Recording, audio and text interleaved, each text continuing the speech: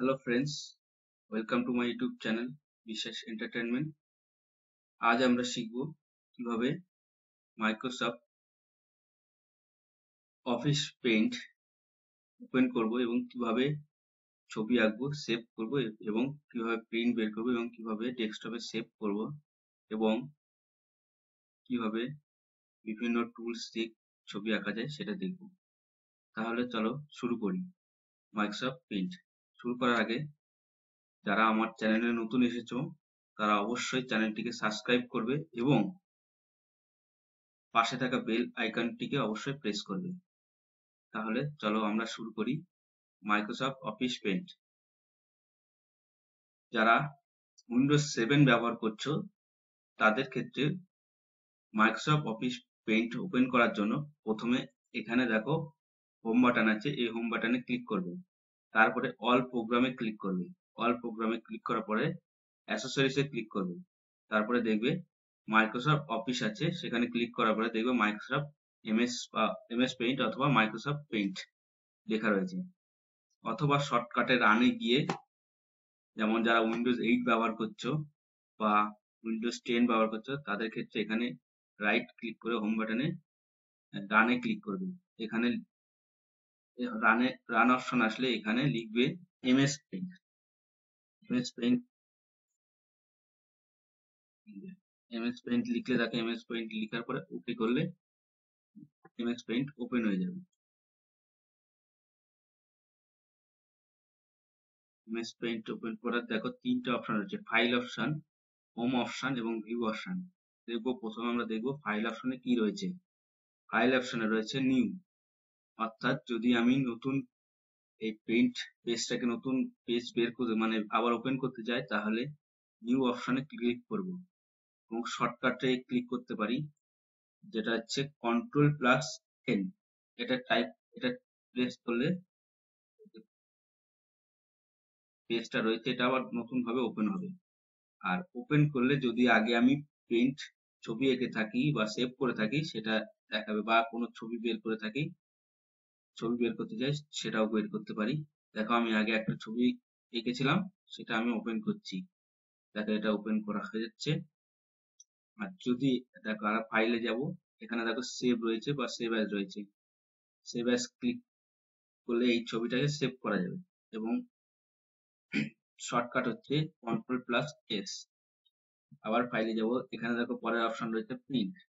Print অপশনে click করলে তিনটা অপশন দেখাচ্ছে প্রিন্ট।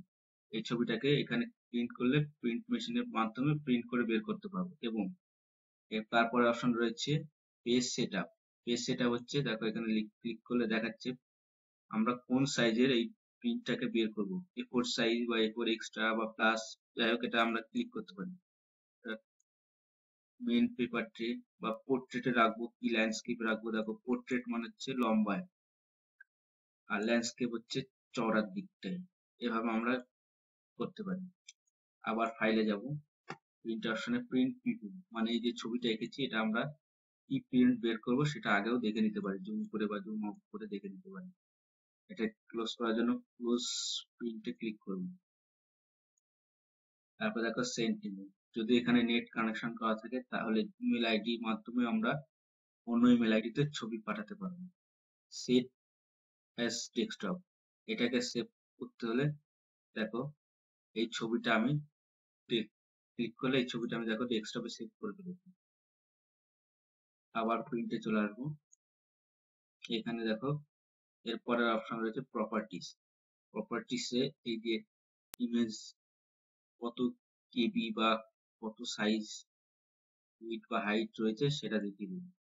আবার ফাইলে পরের অপশন রয়েছে অ্যাবাউট পেইন্ট রয়েছে। এখানে দেখো এই পেইন্ট মাইক্রোসফট অফিস পেইন্টের কোন ভার্সন রয়েছে, কত সালে রয়েছে সেটা দেখিয়ে দেবে।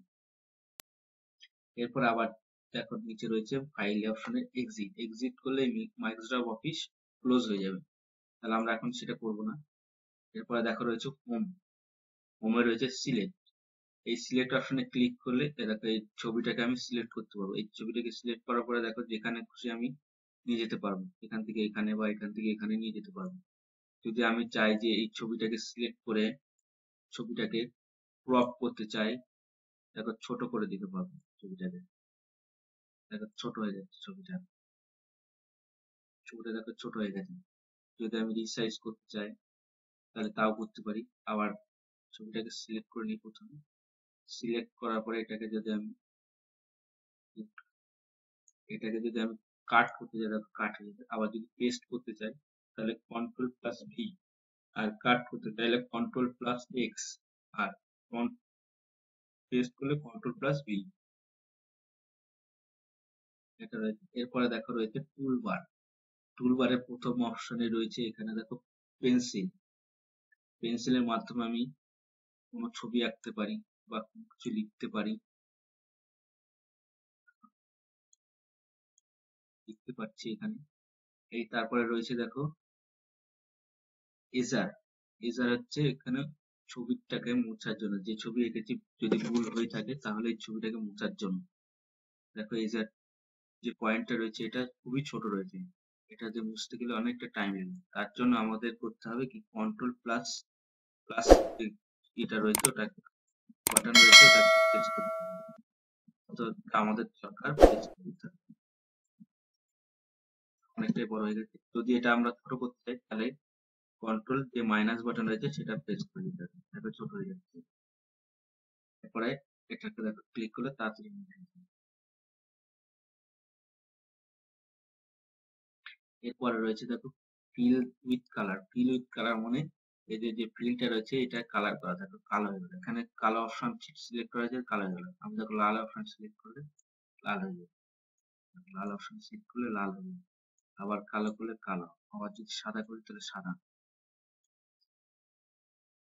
এটা দেখো এ লেখা আছে, এ আছে টেক্সট। যদি আমি এই ছবির উপর বা ছবির নিচে যদি আমি কিছু লিখতে চাই, দেখো আমি লিখছি এটা হাউস ছবি এঁকেছি, তার জন্য আমি লিখছি হাউস।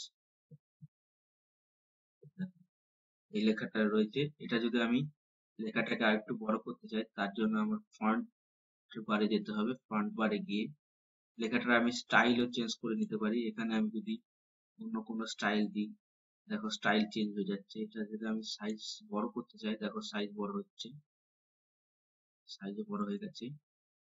যদি এটাকে আমি বাঁকাতে না চাই সোজাও রাখতে পারি, রেখে দিই, তাহলে দেখতে ভালো লাগবে। এরপরে এটা দেখো ফাইন্ড। ফাইন্ড মানে হচ্ছে আমি জুম করে যদি কোনো ছবির জায়গায় কোথাও ভুল হয়ে থাকে বা ফাইন্ড করে দেখতে চাই আরো জুম করে, ফাইন্ড করার জন্য মাউসের লেফট সাইডে ক্লিক করলে তাহলে এটা জুম হবে ফাইন্ড করার জন্য। আর যদি এটাকে আবার ছোট করে দেখতে চাই তাহলে রাইট অপশনে ক্লিক করতে হবে মাউসে। এরপর রয়েছে দেখো ব্রাশ টুল। ব্রাশ টুলের মাধ্যমে যেমন আমরা ব্রাশ দিয়ে রং করি বা কিছু লিখি বা ছবি আঁকি, সেটার মাধ্যমে এটা দিয়ে আমরা ছবি আঁকতে পারি। এই সাইজটা ব্রাশ টুলের সাইজটাকে আমরা বড় বা ছোট করতে পারি। দেখো বড় হচ্ছে, এটাকে বড় করতে পারি বা আরো ছোট করতে পারি। সাইজে দেখো ছোট হয়ে যাচ্ছে। এটাকে মোছার জন্য আবার আমাকে ইরেজ নিয়ে আসতে হবে। রেস্টুরেন্ট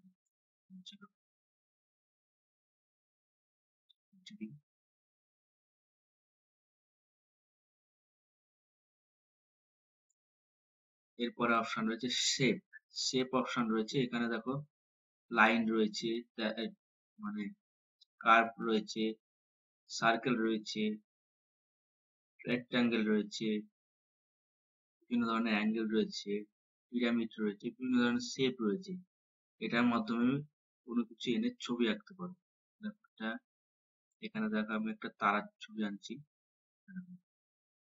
শেপের মাধ্যমে ছবি আঁকতে পারো। বিভিন্ন ধরনের শেপ আছে, বিভিন্ন ধরনের শেপ আছে, এটা আনতে পারবো। এটাকে যদি আমি ছবি আঁকতে চাই, দেখো যে দাগটা রয়েছে, আউটলাইনে যে দাগটা রয়েছে সেটা একটা কয়েল ভাবে একটা ছবি রয়েছে। এটা যদি কালার চেঞ্জ করতে চাই এটাও করতে পারবো। এর ভেতরে যদি আমি কালার দিতে চাই তাহলে এখানে আমি ফিল উইথ কালারে আবার আসবো। এখানে যে কোনো একটা কালার চুজ করব, চুজ করার পরে এর মধ্যে কালার ছেড়ে দিতে হবে। কালার ছাড়লে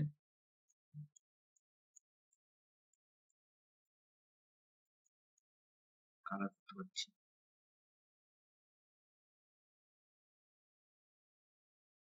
এডিট কালার করে এখানে যদি কাস্টম নিজে তৈরি করে নিই কালার, সেটাও করতে পারবো। ক্লোজ করতে হবে। যদি ফাইলটি, এই যে ছবিটা এঁকেছি, এটা যদি আমি সেভ করতে চাই তাহলে কি করতে হবে, কন্ট্রোল+S, কন্ট্রোল+S করলে এটা সেভ হবে।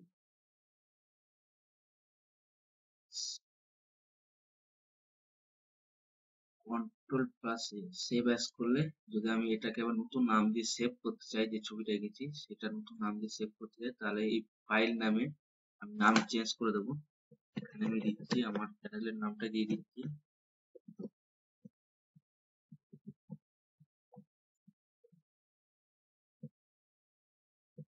আমি দিয়ে দিচ্ছি। এখানে আমি জেপিজি রেখেছি, জেপিজিতে রেখেছি, তারপর এখানে আমি সেভ করে দেবো।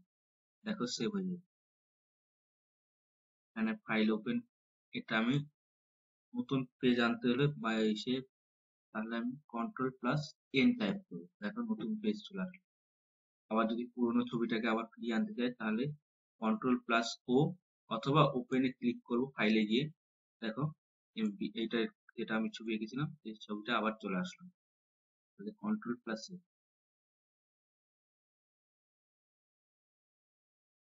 তাহলে মাইক্রোসফট পেইন্টে যদি আরো কিছু জানার থাকে, বা যারা যারা যে ছবি এঁকেছো সেটা যদি আমাকে পাঠাতে চাও, তাহলে আমি নিচে কমেন্ট বক্সে গিয়ে কমেন্ট করো যে কেমন হয়েছে আমার এই আঁকার ছবিটা, এবং যদি আরো কিছু জানার থাকে তাহলে সেই কমেন্ট বক্সে গিয়ে কমেন্ট করতে পারো। এবং যদি আমার এই ভিডিওটি ভালো লেগে থাকে তাহলে লাইক অবশ্যই করবে, এবং যারা আমার চ্যানেলে নতুন এসছো তারা অবশ্যই সাবস্ক্রাইব করবে। তাহলে এর পরের দিন আমরা শিখবো কিভাবে আমরা নোটপ্যাড ওপেন করব, এবং কিভাবে আমরা নোটপ্যাডে কিছু লিখবো, সেই সাইজটাকে বড় করব, কিভাবে ফন্ট চেঞ্জ করব, কিভাবে সেটাকে আমরা প্রিন্ট করব, এবং বিভিন্ন কাজ কিভাবে নোটপ্যাডে আরো কি কি ধরনের কাজ করা হয়ে থাকে সেগুলো আমরা দেখব।